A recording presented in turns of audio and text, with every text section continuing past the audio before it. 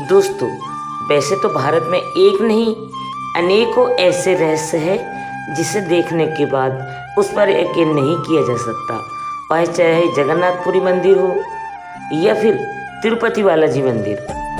लेकिन आज हम एक ऐसे रहस्य को बताने वाले हैं जिसे देखने के बाद आप भी उस पर यकीन नहीं कर पाओगे। भले ही वह एक धार्मिक आस्था का केंद्र हो, लेकिन फिर भी उस स्थान पर जाने को तो छोड़ो, बल्कि लोग उसकी ओर देख तक नहीं सकते। और अगर कोई गलती से भी उसकी ओर देख ले तो या तो वो अंधा हो जाता है या फिर अपना मानसिक संतुलन खो बैठता है। वह जगह कोई और नहीं बल्कि वृंदावन का निधिवन है।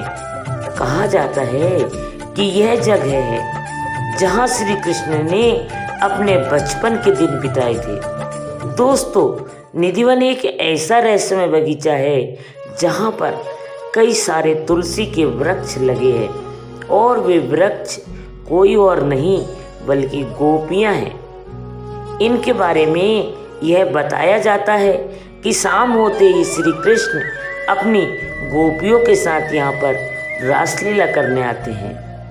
यहाँ के भक्त और स्थानीय लोगों का ऐसा कहना है कि शाम की आरती होने के बाद किसी को भी मंदिर में आसपास नहीं भटकना चाहिए, और अगर कोई ऐसा करता है तो वह अंधा हो जाता है या फिर मानसिक तौर पर बीमार हो जाता है, और उसी के कुछ दिनों बाद वह अपना दम तोड़ देता है।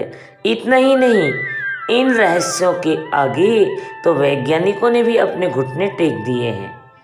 दोस्तों, आज हम उन साक्षात भगवान की बात करेंगे जो रोज रात को आते हैं और गोपियाँ संग खेलते हैं उनके साथ, लेकिन फिर भी लोग उन्हें अपनी खुली आंख से नहीं देख सकते हैं और न ही उस दृश्य को कोई कैमरे में कैद कर सकता है। यहाँ तक कि कई बार वहाँ पर न्यूज़ चैनल वाले चुपके से वहाँ पर कैमरा लगाने की कोशिश भी की थी, लेकिन उस कैमरे की मेमोरी दूसरे दिन उन्हें क्रैश हुई मिलती। ताज्जुब की बात तो यह है कि कैमरा उस समय एकदम सही होता तो फिर उसकी मेमोरी कैसे खराब हो जाती। आज इस वीडियो में हम इस पूरे निधिवन का राज खोलकर आपके सामने रख देंगे और यह भी बताएंगे कि यहाँ पर पहुँची उस न्यूज़ चैनल की टीम का क्या हुआ। और जब आप एक एक रहस्य को जानेंगे तो आपके भी होश उड़ जाएंगे, क्योंकि जो चीज़ हम बताने वाले हैं उसे आपने पहले तो शायद कभी नहीं सुना होगा। इसलिए दोस्तों, वीडियो में अंत तक जरूर बने रहिएगा। नमस्कार दोस्तों, आप देख रहे हैं भोपाल गीतमाला। ऐसे ही रहस्यों से भरी वीडियो को देखने या पसंद करते हो तो चैनल को सब्सक्राइब करना मत भूलिए, साथ ही बेल आइकन की घंटी दबाना न भूलें ताकि आने वाले वीडियो का नोटिफिकेशन आपको समय पर मिल सके। तो सबसे पहले हम निधिवन के बारे में जान लेते हैं कि आखिर यह इतना चर्चा में क्यों है। दोस्तों, निधिवन भारत के उत्तर प्रदेश के वृंदावन में स्थित है, जहाँ श्री कृष्ण ने अपनी अनेकी लीलाएं की थी, और उन्हीं लीलाओं में से एक लीला है जब श्री कृष्ण ने 108 गोपियों के साथ यहाँ पर रास रचाया था, और उसी रास लीला को पूरा करते करते सभी 16,000 गोपियों की इच्छाएं पूरी की थी। दोस्तों, जैसे कि हमने आपको पहले बताया कि निधिवन में तुलसी के कई पेड़ लगे हुए हैं जो कुछ इस प्रकार दिखाई देते हैं, लेकिन यह पेड़ कोई मामूली पेड़ नहीं है। यह वही गोपियां हैं जो रात होते ही अपने वास्तविक रूप में आ जाती है और श्री कृष्ण के साथ लीलाएं करती है। इस बात को अगर आप वृंदावन में किसी से भी पूछते हो तो वह भी आपको इसका संपूर्ण ज्ञान दे सकते हैं, क्योंकि वृंदावन का बच्चा बच्चा इस सच से वाकिफ़ है। और जब हकीकत में वहाँ के स्थानीय लोगों से इसके बारे में पूछा तो उन्होंने बताया कि शाम की आरती होने के बाद श्री कृष्ण और राधा जी यहाँ पर रोजाना रासलीला रचाने आते हैं। जिस जगह से रात के समय निधिवन में किसी को आना वर्जित होता है, कहते हैं कि यहाँ पर नहीं भटक सकते, क्योंकि ऐसा बताया जाता है कि रात के समय श्री कृष्ण अपनी गोपियों के साथ यहाँ रासलीला रचाते हैं और जो कोई भी इस लीला को गलती से भी अपनी आँखों से देख लेता है या तो वो अंधा हो जाता है या फिर पागल हो जाता है। और तो जितने रहस्यमय यहाँ के पेड़ हैं उतना ही रहस्यमय यहाँ का मंदिर है। कहा जाता है जब निधिवन के मंदिर में शाम की आरती पूरी हो जाती है तो उसके बाद सभी श्रद्धालुओं को मंदिर से बाहर निकाल दिया जाता है और निधिवन के मंदिर वाले पूरे क्षेत्र को करीबन 7 तालों से बंद कर दिया जाता है। ताले बंद करने से पहले मंदिर के गर्भगृह यानी मुख्य मंदिर, जिसे रंग महल भी कहते हैं, उसमें श्री कृष्ण के लिए एक नियम है कि दातून, एक लड्डू, माखन, मिश्री और श्रृंगार के सारे सामान रख दिए जाते हैं। इसके अलावा आराम करने के लिए बिस्तर भी बिछाए दिए जाते हैं, जिसके बाद यहाँ सुबह तक कोई नहीं आता है। लेकिन दोस्तों, इसमें सबसे ज़्यादा हैरान करने वाली बात तो यह है कि जब 7 तालों के बंद करने के बावजूद जब सुबह इस बंद मंदिर को खोला जाता है तो वहाँ रखा पान का पत्ता चबा हुआ मिलता है, दातून भी की हुई होती है, लड्डू और माखन मिश्री भी खाए हुए और श्रृंगार का सामान बिखरा हुआ मिलता है। इसके अलावा बिछाए गए बिस्तर में भी सलवटें पड़ जाती है।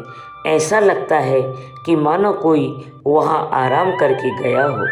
अब कुछ लोग इसे चमत्कार कहते हैं तो कुछ अंधभक्ति, लेकिन इसके बारे में आप सोचते हो तो हमें कमेंट में ज़रूर बताना।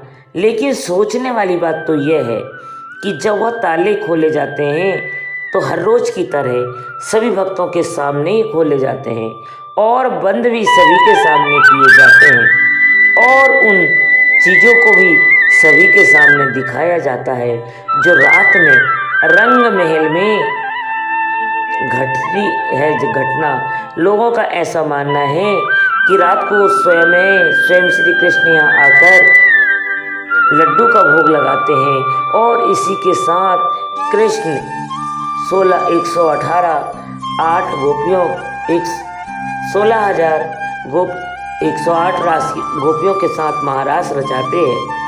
और यहाँ के तुलसी के पेड़ रूपी आज भी निधिवन के आसपास के घरों में खिड़कियाँ नहीं हैं।